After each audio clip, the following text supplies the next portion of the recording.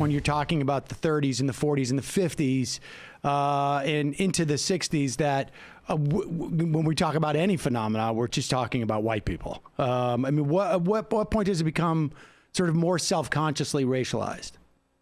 Well, as far as we can tell, Black people were less likely by the 40s to call themselves middle class than white people, and were less likely to be in these so-called middle class occupations.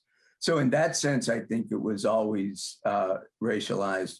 But it really is in the 80s and 90s with Stanley Greenberg and Bill Clinton that we begin to see a kind of an obfuscation about this, that when you say middle class, you mean white middle class, and everybody knows that you mean white middle class. So it becomes a way to appeal for white votes without saying the word white. Tell us more about Stanley Greenberg, because I have been reading his polling for, I don't know, 15 years and never really contemplated how important his role in the development of, I mean, arguably our politics more, broadly, but certainly Democratic politics. Yeah. I became fascinated with Greenberg. I came to this project trying to think about how it was that that both parties appeal to the middle class overwhelmingly in electoral campaigns. And I really thought of it in 2012 and signed a contract for it and then did other books instead. But the 2012 election was the high point of this Democrat or Republican, it doesn't matter, you're appealing to the middle class.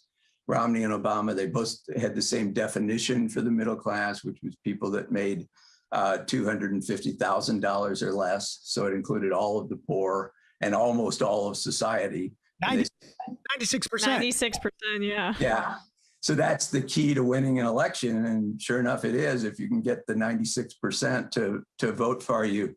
But this very much goes to Greenberg's project. And his project was as a kind of an ex-Marxist political scientist, Yale, and was denied tenure at Yale. His second career becomes this pollster career for the Democratic Party. And he's particularly charged with trying to figure out why it is that white, originally people said working class, suburban former Democrat voters were voting for Reagan. So the so-called Reagan Democrat becomes what he's sent to Michigan, to Macomb County, Michigan, to research.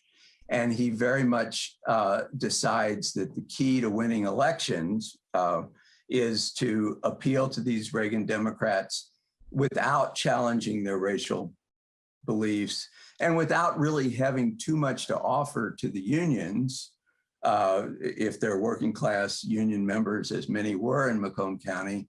The Democrats didn't have very much forward motion for the unions, and they had trade deals that the unions actually opposed. So to kind of aggrandize this middle class, white working class constituency, it becomes the way to overcome the trend toward the Reagan Democrat. And at first, Greenberg gets only so far with this. It's the period of the Rainbow Coalition, and people don't know quite how to discuss these issues of race and class. But when his ideas are picked up in Bill Clinton's campaign in 1992, we really do begin to see the domination of appeals to the middle class without having to say white. And then more rarely sometimes, and now we hear appeals to the white working class as keys to the success of the Democratic Party. Does well, I just wanted to help people with the context in which that happens, because we start to see starting with McGovern, sort of this, and coming out of the 60s, a slight rift between the Democratic Party and unions, and it expands over the course of that. And Jimmy Carter is somewhat hostile to unions, and then of course Reagan is, and the Democrats, instead of tacking back towards unions, continue sort of like to slide away from them. That happens through the 80s, although you've got like you say, the Rainbow Coalition and Jesse Jackson. And by the time you get to Bill Clinton is the president of the DLC, which essentially is the organization that went out and made it their raison d'etre to become more corporate friendly, a more corporate friendly Democratic Party. So if I understand what you're saying about Greenberg, is that he found, or thought that he had found, a way to appeal to those Democrats who had left the Democratic Party during the realignment, during the Reagan years, but was basically doing it on aesthetics on some level, because there was no policies that the Democrats were pursuing that directly addressed the material needs of those people.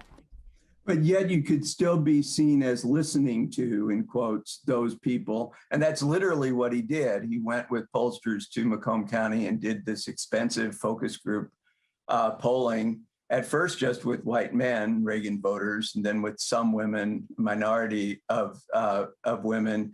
And he collected their worldviews, and some said they were pro-union and thought that that was the way forward. But that wasn't what the book that comes out of this, and the advice to Clinton that comes out of it, the book ends up being called Middle Class Dreams. What it listens to instead is their grievances, especially mainly about Black people. And one person says, I think to be middle class is to not be Black and not live around Black people.